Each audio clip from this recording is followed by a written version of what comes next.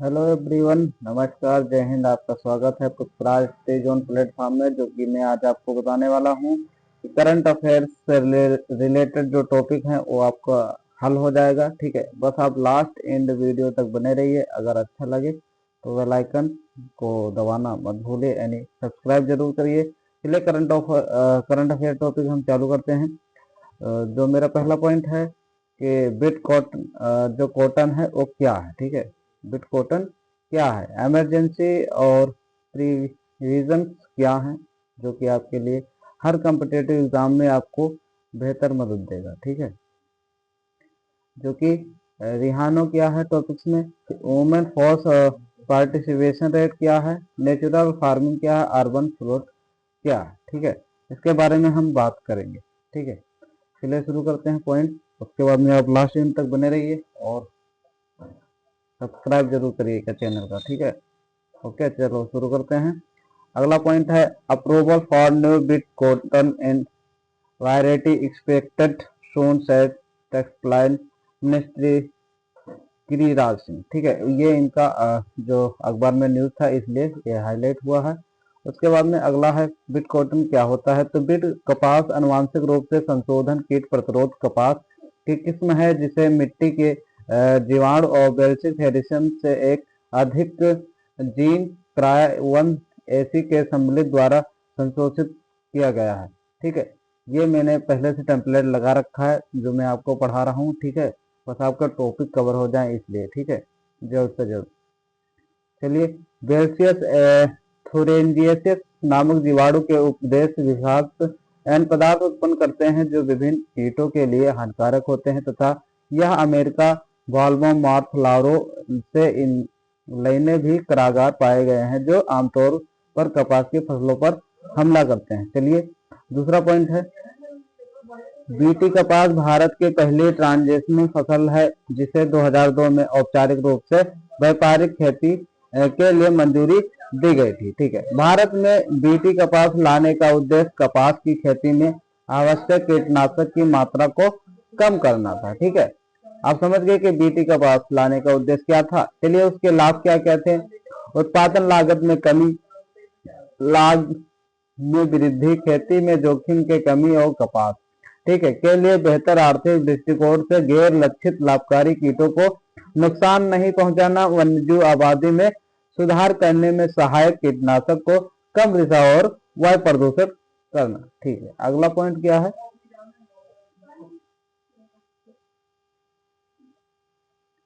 अगला है, ये मैं आपको क्वेश्चन देता हूं। ठीक है, pole guard I and ball guard second, यानी फर्स्ट और सेकंड में technologies are the maintained in the context two, मतलब इसमें से कौन सा सही था। ठीक है, तो ये आपका development or generative modify crop plant. ठीक है, अगला है ठीक है, यानी कि वो इंग्लिश में था। ठीक है, ये इंग्लिश में आपका था। अगला पांचवा आपका इंग्लिश में था और छठवा इंग्लिश हिंदी दो। तो बीट काप्टन के संदर्भ में निम्नलिखित कथनों पर विचार करें, यानी इसे देसी कपास के पौधे से जीन के सम्मिलित द्वारा के विकसित किया गया है। यह भारत की पहली ट्रांजेक्शन फसल है जिसे औपचारिक रूप से व्यावसायिक खेती के लिए मंजूरी दी गई है। इसने कीटनाशक के अफवाह को कम करने की मदद की है। ठीक है, ऊपर से कौन सा सही है, यानी कि पहला सही है, दूसरा सही है, तीसरा सही, चौथा सही, यानी कि केवल दो सही है। कौन कौन से, दूसरा और तीसरा। ठीक है, दूसरा और तीसरा। ठीक है, टिक भी लगा। ठीक है, अगला पॉइंट है BJP to launch to national wide programme to mark anniversary to embarrass sport Congress to authoritarianism. ठीक है, इसके बारे में एक न्यूज भी आई थी। चलिए, आपातकालीन और प्रावधान क्या होते हैं। आपातकालीन प्रावधान संविधान के भाग थर्ड में अनुच्छेद 352 से 360 तक निहित है। यह प्रावधान केंद्र सरकार को किसी भी असामान्य स्थिति से प्रभावी ढंग से निपटने में सक्षम बनाते हैं। चलिए, उसके बाद में संविधान में इन प्रावधानों को शामिल करने के पीछे तर्क 1975 के अपवाद में ये कहा गया। ठीक है, यह है देश की संप्रभुता, एकता, अखंडता और सुरक्षा, लोकतंत्र, राजनीतिक व्यवस्था और संविधान की रक्षा की जाए। ठीक है, अगला जो है, भारत के संविधान में 3 प्रकार की आपात स्थितियों का प्रावधान है। कौन कौन सी? राष्ट्रीय आपातकाल, राज्य आपातकाल और वित्तीय आपातकाल। ठीक है, ये आपके इतने आपातकाल हुए। ठीक है, इसे आप रीड कर लीजिए। अगला है राष्ट्रीय आपात के प्रभाव कौन कौन से हैं। पहला है केंद्र राज्य संबंधों पर प्रभाव, लोक सभा में। चलिए, उसके बाद में दूसरा था लोकसभा और राज्यसभा विधानसभा के कामकाज पर प्रभाव और मौलिक अधिकारों पर प्रभाव। तो मौलिक अधिकार पे कौन कौन से एक्ट जारी होते हैं? 358 आर्टिकल 90। फिर उसके बाद में 359 एंड पी रेजुलेशन तो 20 एंड 21। ठीक है, उसके बाद में कौन कौन से हैं? चलिए, प्रश्न है आपके लिए जो आप कमेंट करके बताएंगे। ठीक है, भारत में राष्ट्रीय आपातकाल में प्रभाव के संबंध में निम्नलिखित कथनों पर विचार किए गए हैं, जिसे आप ये आप क्वेश्चन रीड करके ठीक है आंसर देंगे। ठीक है,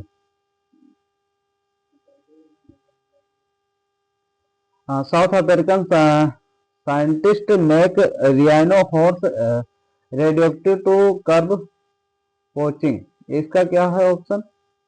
यह है the radiometric would be render the horn useless for human consumption while setting off alarms at the border post.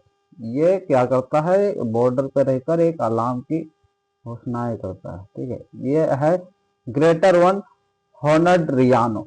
ये इसकी जो टुंडुल है इसी से आप पहचान सकते हैं। ठीक है, चलिए, एक है यह गेंडे की प्रजाति में सबसे बड़ा और इसकी पहचान एक काले सींग और त्वचा की परतों के साथ भूरे भूरे रंग की खाल से होती है। ठीक है, ऐसे आप पहचान सकते हैं।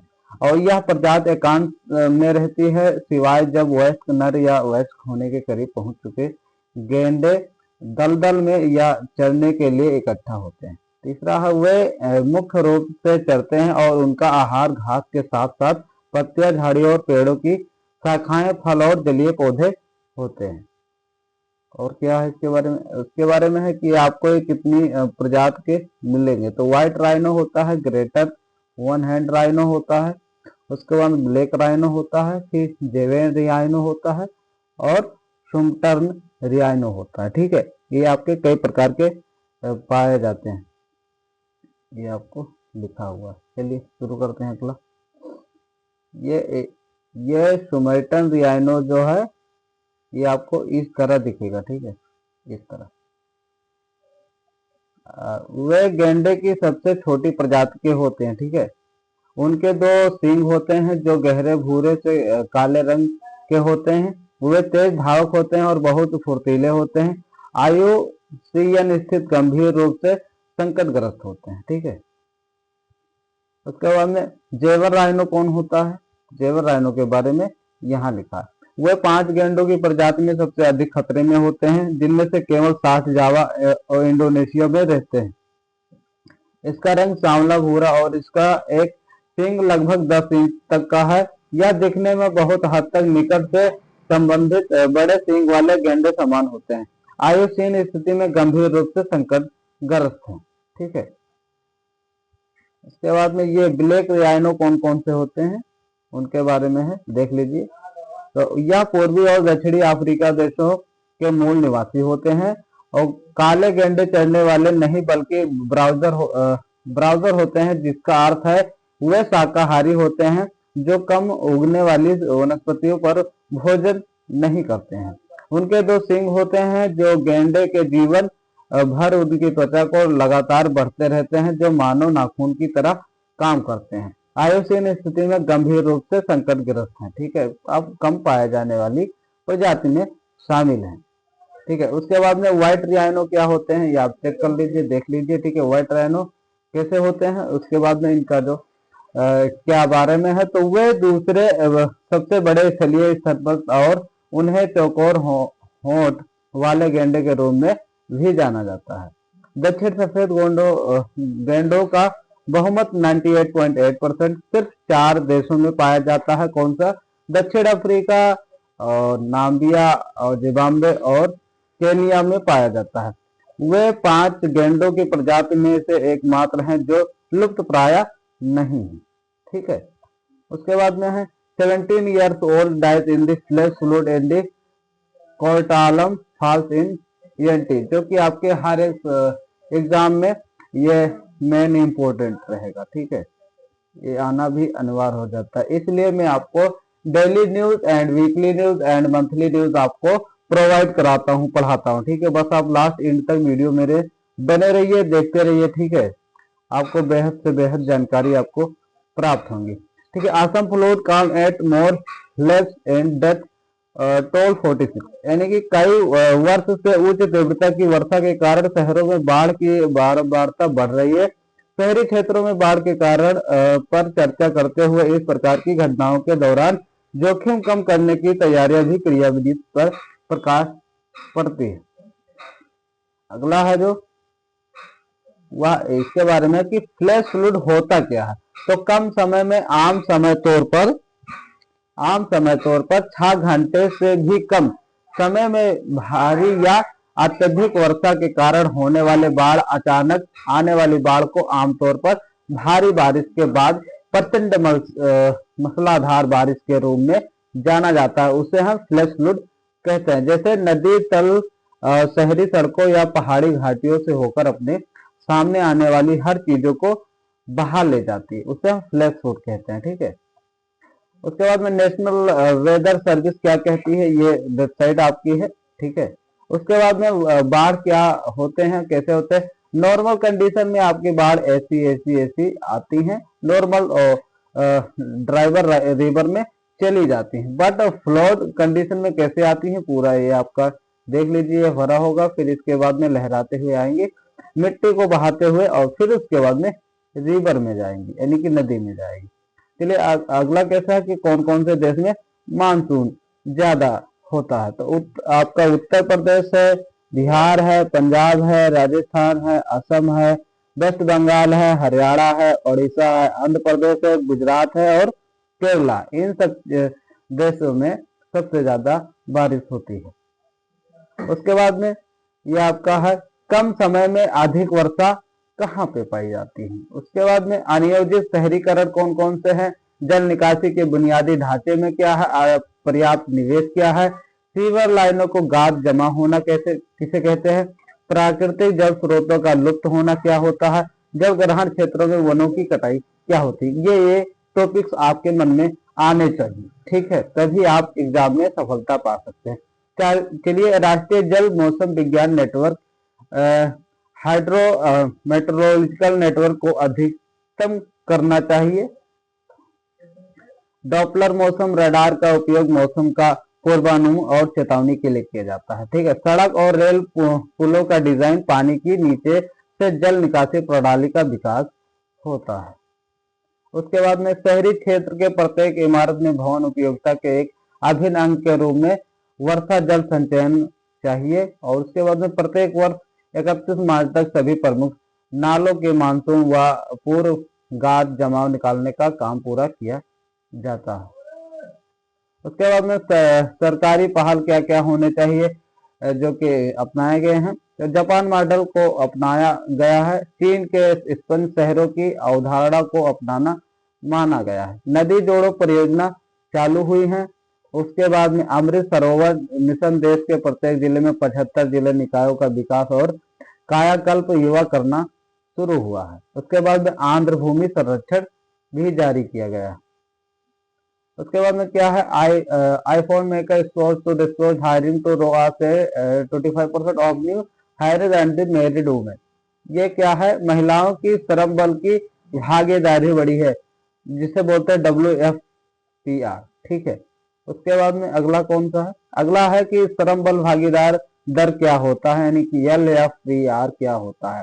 तो श्रम बल भागीदार दर को अर्थव्यवस्था में 15 से 64 वर्ष आयु वर्ग की कार्यशील आबादी को प्रतिशत रूप में परिभाषित किया जाता है, जो वर्तमान कार्यरत में रोजगार की तलाश में होता है। उसके बाद में अगला पॉइंट है आपका महिला श्रम की भागीदारी दर की स्थिति कितनी बढ़ी। तो 2022-23 में आपकी जो बढ़ी थी वह आपकी, उसके बाद में फिर 2017-18 में तो आपका 75.8% था। उसके बाद में 22-23 से बढ़कर क्या हुआ, 78.5% हुआ, ठीक है, यानी कि 3% की भागीदारी हुई, जिससे महिला वेलफेयर की वृद्धि में 23.3 से बढ़कर 37.0% हो गई है।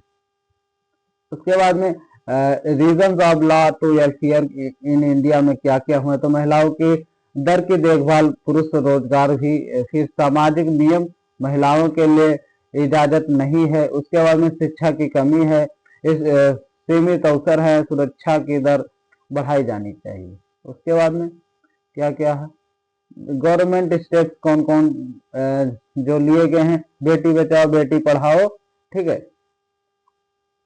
उसके बाद में IVEP यानी सभी के समान शिक्षा प्रावधान किया गया है। आर्टिकल 21A FIR शुरू किया गया है। मातृत्व अवकाश की 12 वीक या 26 वीक की महिलाओं के लिए छुट्टी का प्रदान किया गया है। फिर serial health 2020 and stand up you India जारी किया गया है। उसके बाद में आवश्यकता कृषि पूंजी में सभी लागत और कितने खर्च होते हैं, आवश्यकता की आवश्यकता क्या होनी चाहिए, आवश्यकता क्या होनी चाहिए, फिर सरकार खर्च कौन कौन से होने चाहिए, पोषण की सुरक्षा क्या क्या होनी चाहिए, यह स्त्रियों के लिए लागू किया गया। और लाभ क्या क्या होते हैं, तो मिट्टी की सुरक्षा होती है। उसके बाद में जल का उपयोग कम, दोहन करें, फसल जलाना कमी हो गई है, तो लागत कम हुआ है। उसके बाद में ENRV तो बायोडिवर्स फायदे हुए हैं। चलिए धन्यवाद, बस आप मेरे चैनल को सब्सक्राइब कर दे, ठीक है, सब्सक्राइब कर दे, ठीक है।